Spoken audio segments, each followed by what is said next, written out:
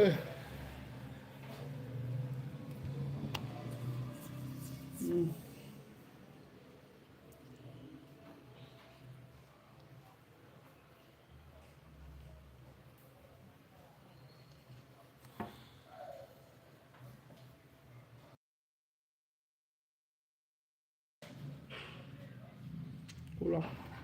¿cómo estás? ¿Cómo va todo?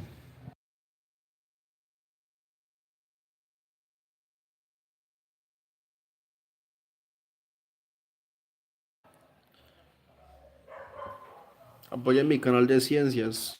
Luis, ¿cómo estás? Apoya mi canal de enseñanza de las ciencias de forma interesante en los dos idiomas.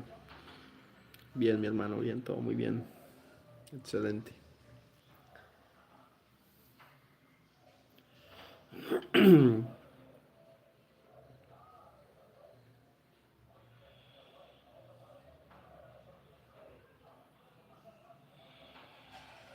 Bien, Luis, bien.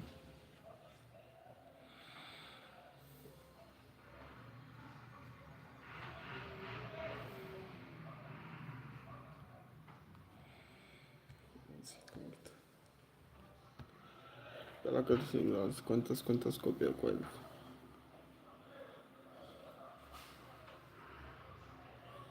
Aquí estudiando, buscando cómo quitar un correo que aparece predeterminado, pero no sé por qué, no sé por qué. Y es del trabajo, entonces toda mi información les va a quedar a ellos y no, es decir, mis proyectos y todo. En este caso, ahorita estoy estudiando neurociencia, entonces no quiero como que se den cuenta de que en estos momentos estoy haciendo eso ya, entonces como que estoy buscando para que no me aparezca predeterminado en el computador y no estarlo cambiando toda hora de cuenta. Well, the semicircular canals are a bit more straightforward. There, the hair cells are found in these bulb-like structures that we find in here, and these bulb-like structures are called ampullae, or ampulla for a singular bulb. And within that ampulla, there's a sensory epithelium, we call that a crista, and that's where we find our hair cells. And in each crista, the hair cells are arranged basically just Yes, in one I'm a direction. teacher. So And unlike I'm a our otolith organs where there's an lifelong axis of symmetry, student. there's no axis of symmetry in the semicircular canals. Within Estudiante y that profesor. ampulla, along that crista, all of these hair cells will either get deflected together in one direction towards the longest stereocilia or away from that longest stereocilia. Towards the longest is depolarization, away would be hyperpolarization. Now, I want to talk about each of these classes of organs and consider how the biomechanics of their function relate to the sensory transduction mechanism. Gracias por apoyar mi First start canal. with our otolith organs. So here again is the Gracias por apoyar mi macula canal of y the ayudarme a otolith organ, crecer. and let's just say that this would be the macula of the utricle. And what we find is that these hair cells are not just projecting out into the endolymph, but rather there's a gelatinous membrane that sits right on top of the apical surface of the sensory epithelium. And yet on top of that gelatinous membrane are these calcium carbonate crystals that we call otoconia. And otoconia quite literally means ear stones. So we have basically a layer of calcium carbonate crystals.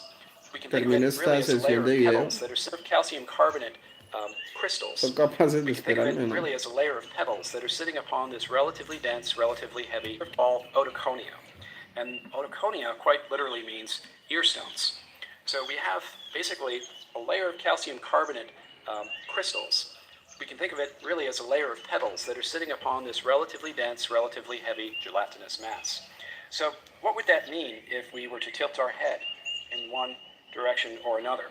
Well, when we tilt our head, we're going to shift the distribution of that otolithic membrane relative to the fixed structures of the sensory epithelium.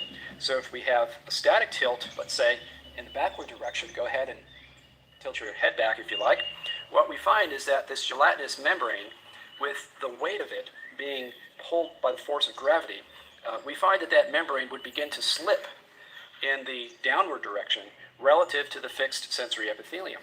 And the result is that the hair cells are going to be bent in the downward direction. Now remember the axis of symmetry that we found. So in this illustration, the hair cells that are here to the right are going to be T-polarized because they are being deflected towards their longest stereocilium. But the hair cells on the opposite side of the axis of symmetry are going to be hyperpolarized because they're going to be deflected away from their longest stereocilium. So within each macula of our otolith organs, half of the population of hair cell